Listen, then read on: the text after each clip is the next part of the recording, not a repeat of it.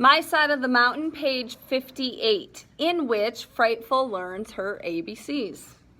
Free time was spent scraping the fur off the deer hide to get it ready for tanning. This much I knew. In order to tan hide, it had to be steeped in tannic acid. There's tannic acid in the woods in oak trees, but it took me several weeks to figure out how to get to it. You need a lot of oak chips in water. Water and oak give off tannic acid. My problem was not oak or water, but getting a vessel big enough to put the deer hide in. So like a container big enough to put the deer hide in. Coming home from the stream one night, I had an inspiration. I had showered the day before, and as Frightful and I passed an old stump, I noticed that it had collected the rain. A stump, an oak stump, would be perfect, I said right out loud to that pretty bird. So I felled an oak over by the gorge, burned a hole in it, carried water to it, and put my deer skin in it. I let it steep, maybe 5 days before I took it out and dried it. It dried stiff as a board, and I had to chew, rub, jump on it, and twist it to get it soft. That's kind of weird. When this was done, however, I had my door.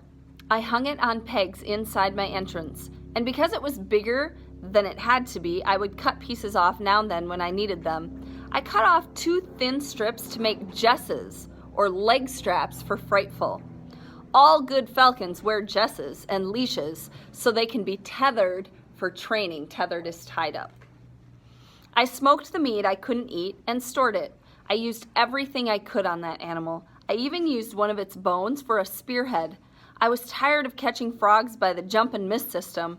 I made 2 sharp points and strapped them to the end of a long stick, one on each side, to make a kind of a fork. It worked beautifully. Frogs were one of my favorite meals, and I found I could fix them in many ways. However, I got to like frog soup fixed in this way.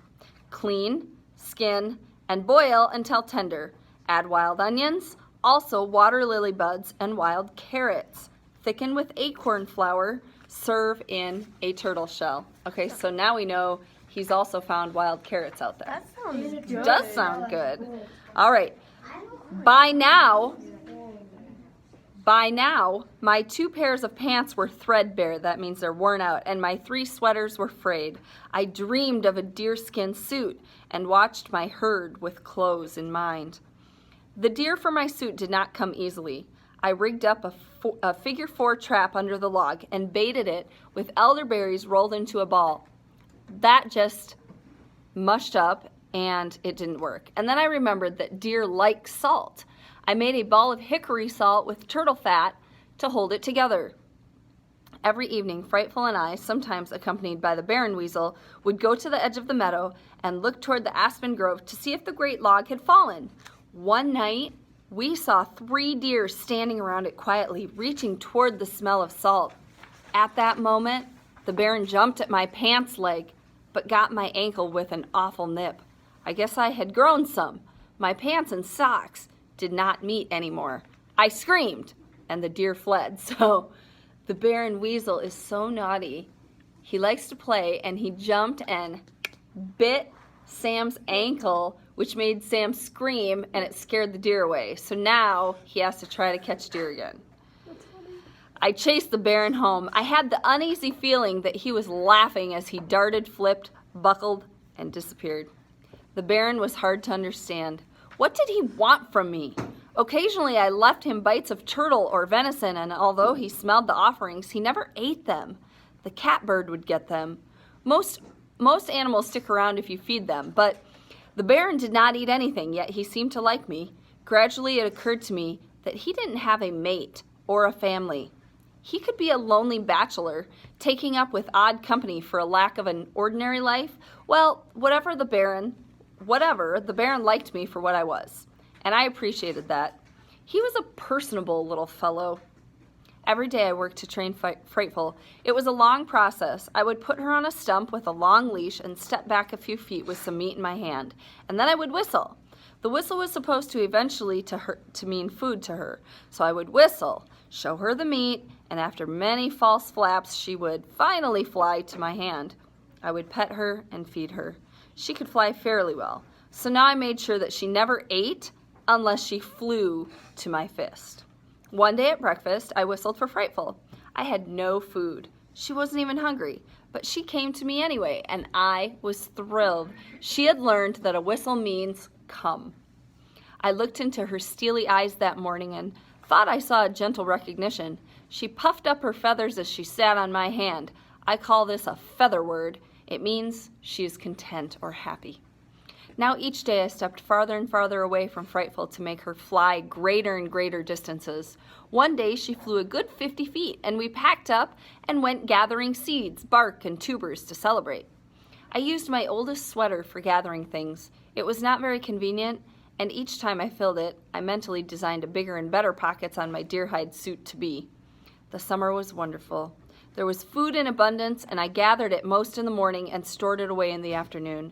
I could now see that my niches were not going to be big enough for the amount of food that I would need for winter, so I began burning out another tree. When the hickory nuts, walnuts, and the acorns appeared, I was going to need a bin. You'd be surprised what a pile of nuts it takes to make one turtle shell full of nut meat. And not a snapping turtle shell either, just a box turtle shell. With the easy living of the summer also came a threat.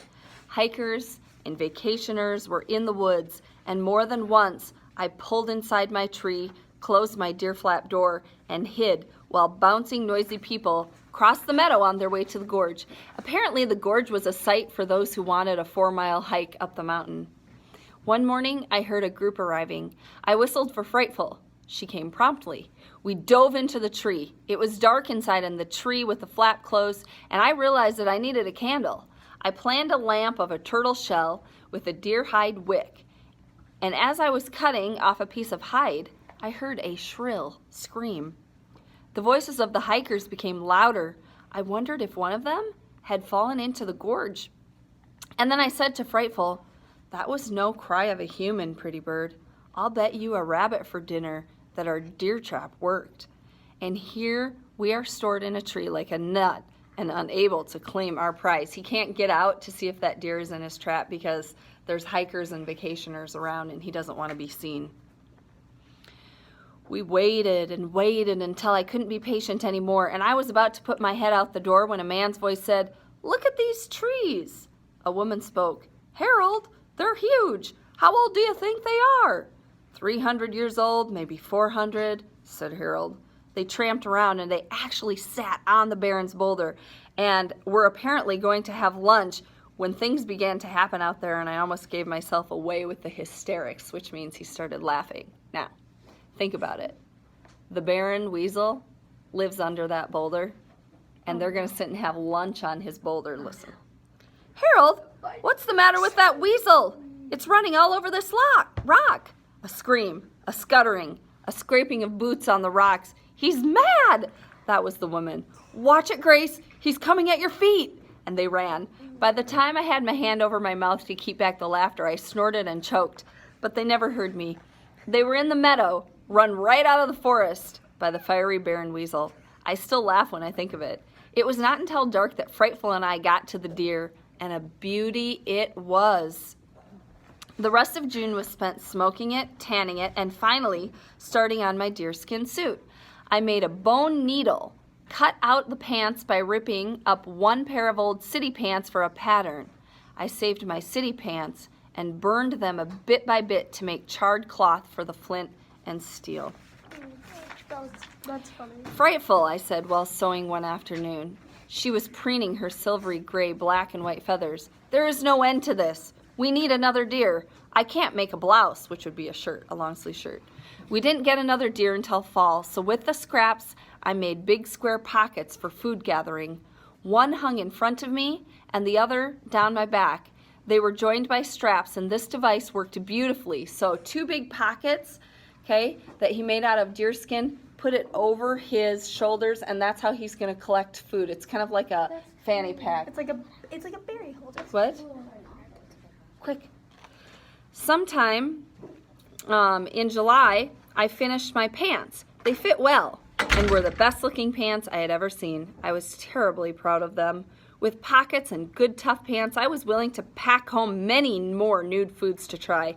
Daisies, the bark of poplar trees that I saw squirrels eating, and puffballs. They are mushrooms, the only ones I felt were safe to eat. And even at that, I kept waiting to die the first night I ate them. I didn't, so I enjoyed them from that night on. They are wonderful. Mushrooms are dangerous, and I would not suggest that one eat them in the forest. The mushroom expert at the Botanical Gardens told me that. He said he didn't even eat wild ones.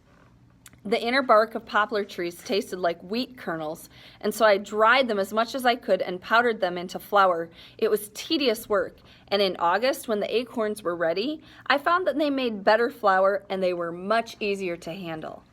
I would bake the acorns in the fire and grind them between stones. This was tedious work too, but now that I have a home and smoked venison and did not have to hunt food every minute, I could do things like make flour.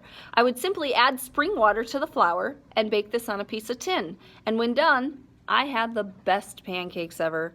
They were flat and hard like I imagined Indian bread to be. I liked them and would carry the leftovers in my pockets for lunch. One fine August day, I took Frightful to the meadow. I had been training her to the lure. That is, I now tied her meat on a piece of wood covered with hide and feathers, and I would throw it in the air and she would swoop out of the sky and catch it. She was absolutely free during these maneuvers and would fly high into the air and hover over me like a leaf. I made sure she was very hungry before I turned her loose. I wanted her back. After a few tries, she never missed the lure. Such marksmanship thrilled me. Bird and lure would drop to the earth and run over, grab her jesses, and we would sit on the big boulder in the meadow while she ate. Those were nice evenings. The finest was the night I wrote this. Frightful caught her first prey. She is now a trained falcon. It was only a sparrow, but we are on our way. It happened unexpectedly. Frightful was climbing into the sky, circling and waiting for the lure when I stepped forward and scared a sparrow. The sparrow flew across the meadow. Out of the sky came a black streak. I've never seen anything drop so fast. With a great back-watering of wings, Frightful broke her fall and at the same time seized the sparrow, that means grabbed it. I took it away from her and gave her the lure. That sounds mean, but if she gets in the habit of eating what she catches, she will go wild.